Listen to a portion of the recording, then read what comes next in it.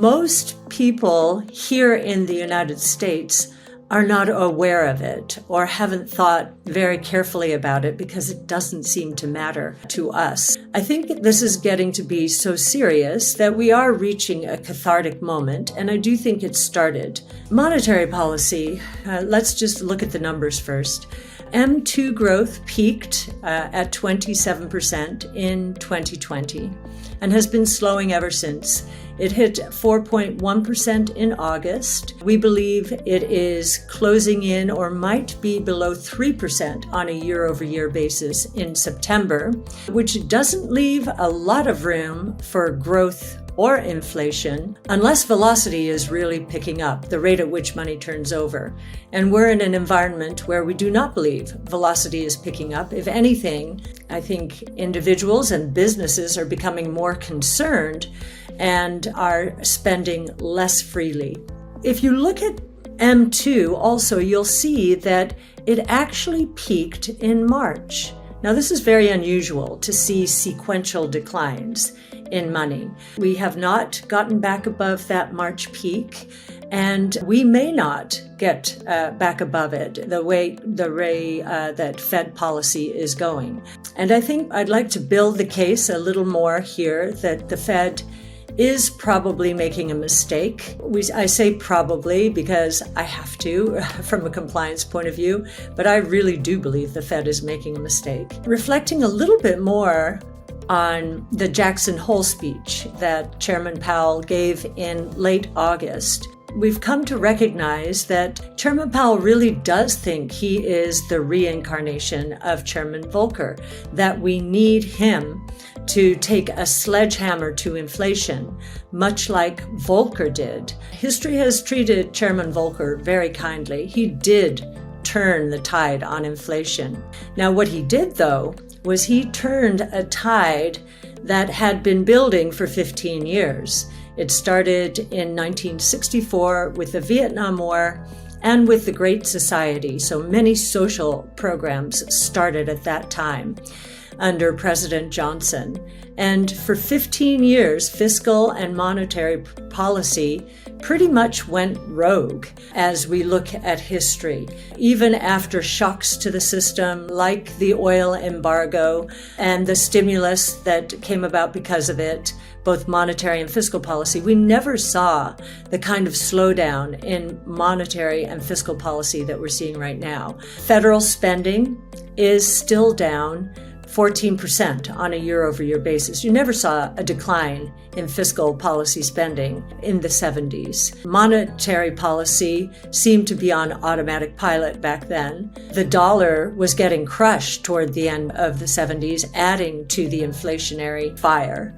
And so Chairman Volcker did choke off money supply and killed inflation. It took a long time for people to believe that inflation had peaked. In fact, I don't think many people believe it peaked as it did in 1981 until 1986 when oil prices crashed.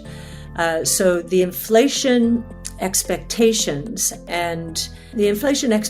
were embedded in the system, and it was very difficult, and Volcker did a masterful job. So that was over a 15-year period that inflation had built. By the time the Fed got around to tackling it this time, it was not a 15-year problem. It was a 15-month problem. And from our point of view, it was caused primarily by shocks, major shocks to the system that we had never seen before. We had not had, since the Spanish influenza, a global pandemic. We did not have the supply chain problems, 2 years worth of them, that we had because of the COVID panic.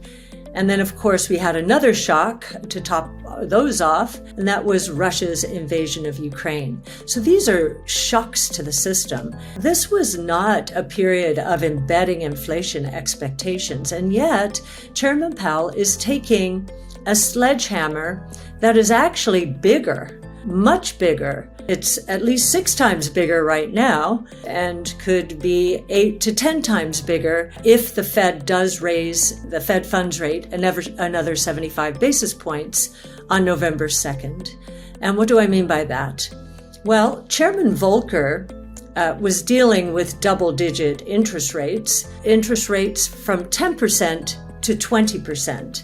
Now, by the time he did that, consumers and businesses had gotten used to maneuvering around inflation.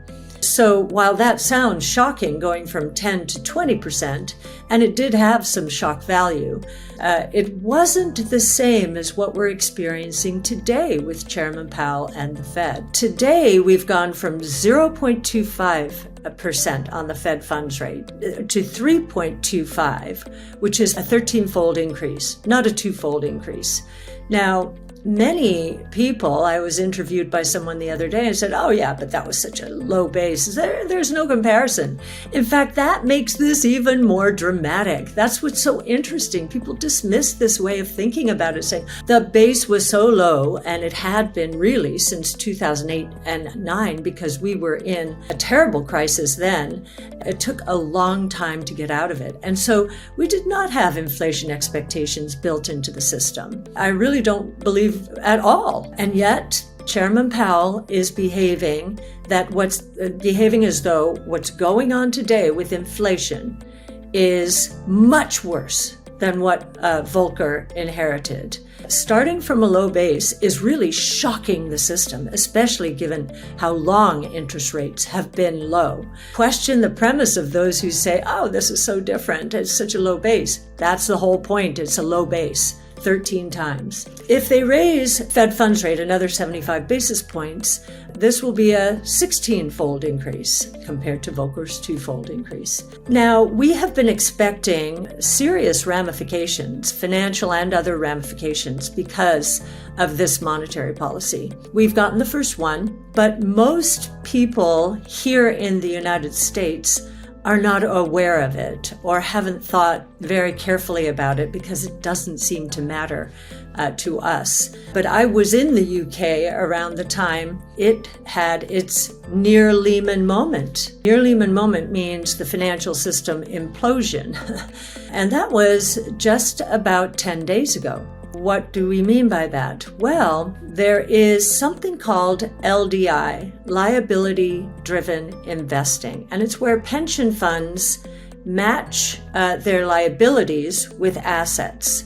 So they will, in its pure form, they will match one for one the amount that they have to pay out to pensioners as they retire. It would be great if they did match assets with liabilities completely from a safety to the system point of view, but they don't. And with banks, and a very low interest rate environment, they got used to using derivatives and taking shortcuts to try and accomplish the same goal.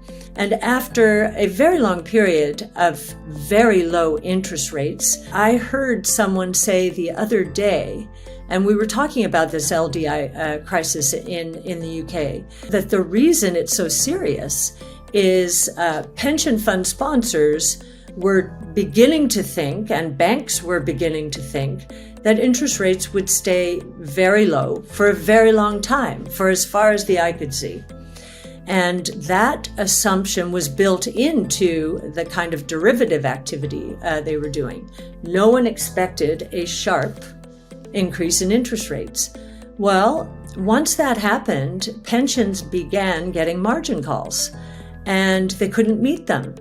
And in fact, if interest rates had gone to 8%, and I think they got to 6% over there, if they got to 8%, then according to some of the people close to that situation whom we have consulted, then the pension system would have collapsed. It wouldn't really have been the pension system. What really would have collapsed if the pension funds were not meeting those margin calls were the banks, the counterparties in this case for these derivatives. And so the Bank of England had to step in and basically say, pretty much the same thing that Draghi said, the chairman of the European Central Bank in 2011. He basically said, we're going to pull out all stops no matter what. While the BOE had been almost forced because of currency depreciation into following our Fed with higher interest rates, this was going to cause a great deal of harm to its system, and so it had to reverse its policy. So this is another reversal in policy, or it's a bit of a shift in policy. It's an outright easing, and they said they will continue until October 15th. So now all of these pension funds, in collaboration with the banks, are deleveraging, and they have till October 14th. So what do you do if you're deleveraging in an illiquid environment? All markets are experiencing duress today. I think the Fed is a big part of that. So what do? You sell the most liquid assets. What are those? Those are government bonds. We're seeing U.S. government bonds, which are held in pension funds abroad, being sold, even though deflationary pressures are mounting all over the place. We think this is a bit of a financial crisis, and we think we'll see it elsewhere as the Fed continues to raise interest rates, as it seems want to do.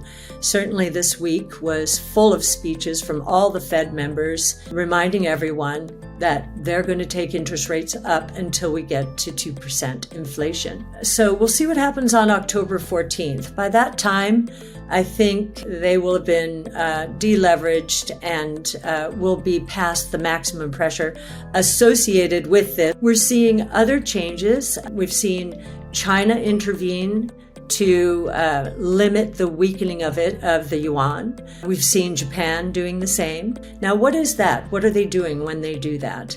Well, when Japan is trying to support its currency at 145 yen to the dollar, what it does is it sells dollars and buys back yen. That's good in a way. It's doing some of what the Fed should be doing here, actually. It's providing dollar liquidity to the rest of the world.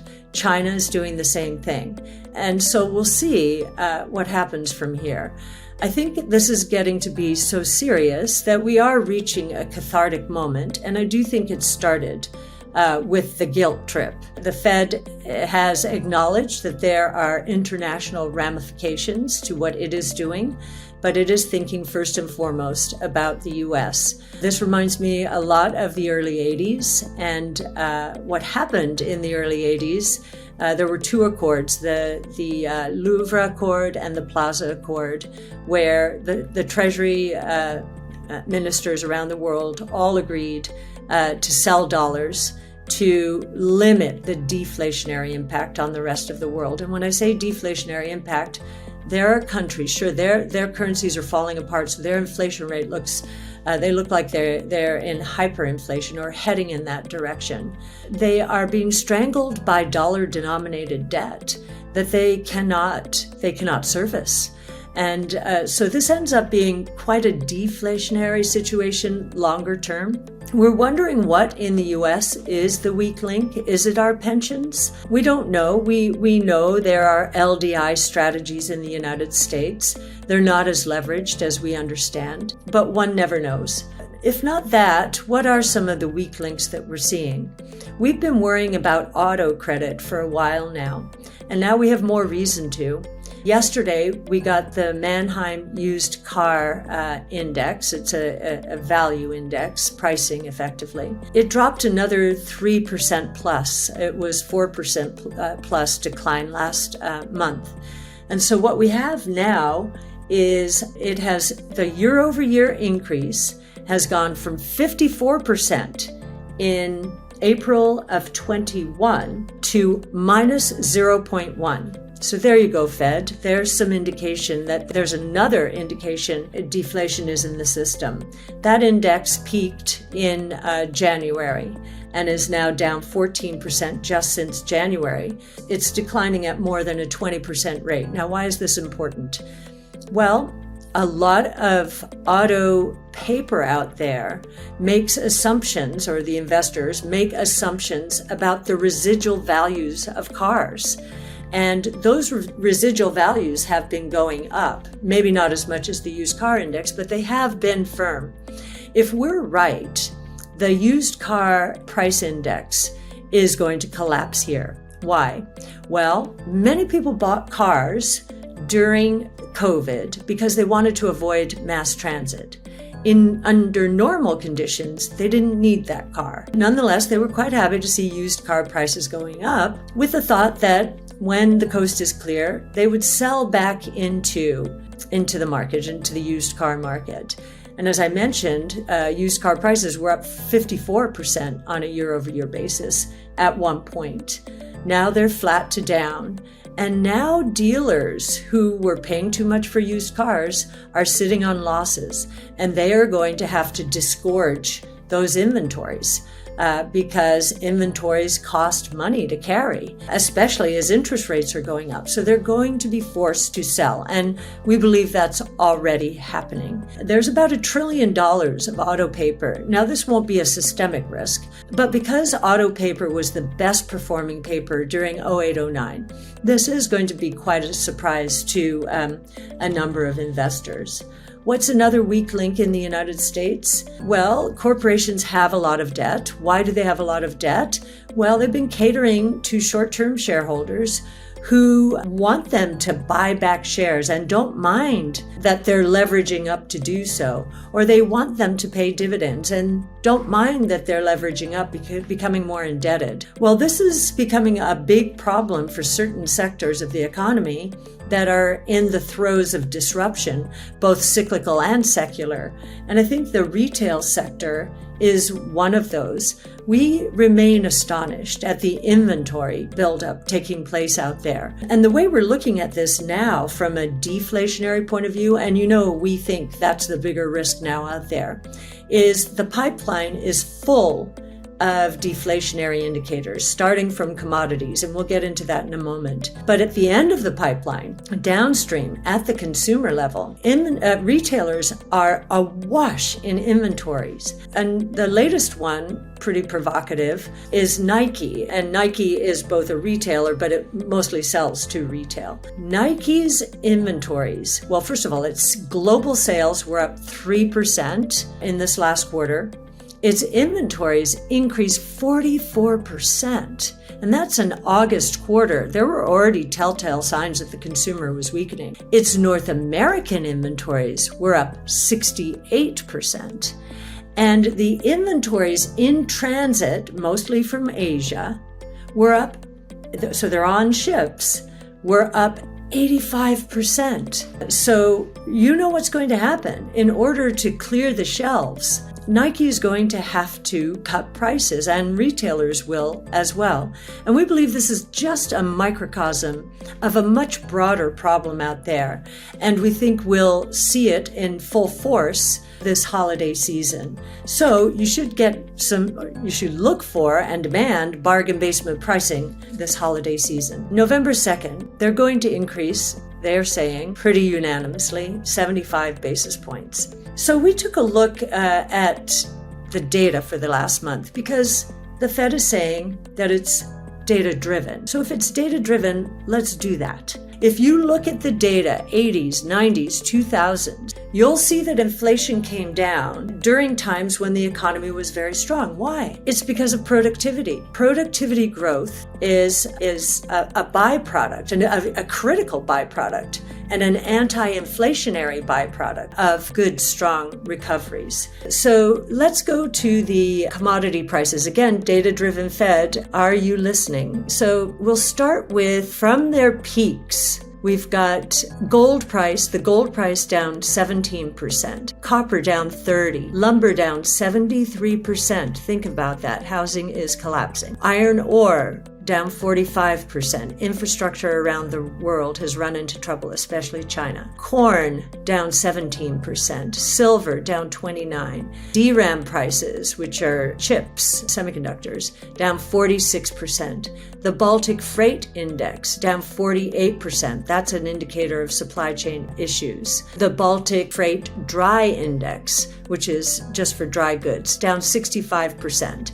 Oil down 29%. And many people have been dismissing these and saying, yeah, but they went to sky-high prices. They're still not down on a year-over-year basis. That's not true anymore. Gold is down 3%. Copper is down 17%. This is as of today. Lumber is down 28% on a year-over-year basis. Corn is an exception. It is up 27%. Again, Ukraine being a big problem there. We have silver down 9%. DRAM prices down 33, the Baltic Dry Freight Index down 65, oil and corn. Oil is up 14%. That's as of today. It's had a big pop recently, but we do think, having come down from $130 to $90, it is in a downtrend, mostly because of demand destruction. There's another kind of esoteric price out there. I remember it from my days diving deeply into economics, and it's container board prices. This gives you a sense of, how tight the box market is because of a huge amount of trade taking place. So they are down 29% from their peak and about 53% from a year ago. So just taking the evidence and putting it together like this, there is a lot of data to be driving the Fed, which is what they say is happening. But we don't think it's happening. I just rattled off lots of examples. So let's go to the markets and then wrap up pretty quickly here. Not much to say. The markets are selling off across the board, and that's very unusual. It's associated with crises and more convincing evidence to us that the Fed is too tight and that it will pivot. And when it does, it will do so, we think, significantly. Now, first, it might simply be rhetoric, because they always like to tee us up for what the next moves are going to be. And we haven't heard that rhetoric yet, despite all the evidence I just shared with you. But that evidence I just shared with you tells us that the Fed is going to get the message loudly and clearly somehow. And it may not be showing through in the numbers they want to see, but it will. It will. They are huge lagging indicators. They're basing policy on lagging indicators, not what they're supposed to be doing. Anyway, if you take, in the US alone, if you take equities and bonds, look at what's happened since the peak, you will see that the loss to investors is more than twice what we saw in 08-09. That's how bad this is, because bonds are selling off with stocks this time. And one of the reasons for that is a seizing up of liquidity. As I mentioned, if people are facing margin calls or in financial difficulty, they're going to sell their most liquid asset. They will have no choice, especially with margin calls. Most liquid assets tend to be government bonds, and I think that's why we're seeing the backup in government bonds here, despite all of the deflationary signals. It feels like we're moving towards a cathartic moment. And, I think that the 75 basis point increase, if that's what the Fed is going to do, is going to result in some financial signals that the Fed will have to pay attention to. Maybe it didn't have to pay attention to the guilt trip, but it should, because it is the reason it should have the guilt trip, because it is the reason that near Lehman event happened in the UK. And so it is darkest before the dawn. We think the pivot is close and nothing else but rhetoric in the short term. And we certainly hope that the Fed gets away from this need for unanimity and a united front, when really we have all of these Fed members and presidents for a reason to debate. We feel that that debate is being stifled. The debate should be driven by data, but it cannot be. If it were, they would not be unanimous in their thinking right now.